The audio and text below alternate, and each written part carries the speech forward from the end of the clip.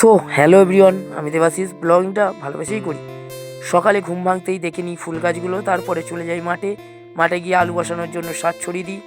তারপরে দুই বন্ধু মিলে বড়ি পড়ি কাজে। যাওয়ার পথে সুন্দর ডলফিন ভিউ দেখতে দেখতে চলে যাই জিরো পয়েন্টে। সেখানে দেখি আমাদের দেশের পতাকা উঠছে। তারপরে চলে যাই ভাটোরা, বাসের পোল টপকে চলে যাই। তারপর দেখি একজন আখের রস বিক্রি করছে, আখের রস খেয়ে বাড়ির দিকে রওনা দিই। হঠাৎ বান্ধবীর সঙ্গে দেখা, তার সঙ্গে কিছুক্ষণ কথা বলি এবং সন্ধেবেলা বেরিয়ে যাই জয়পুরের দিকে।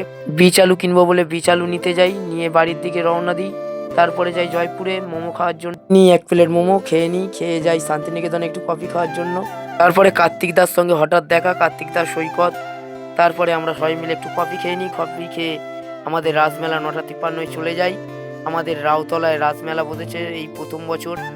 সেখানে গিয়ে প্রথমে রাজ ঠাকুর দর্শন করি। সবাই একসঙ্গেই আবার মেলায় যাই। একটা করে পাঁশকুড়া চপ কিনে খেয়ে নিই।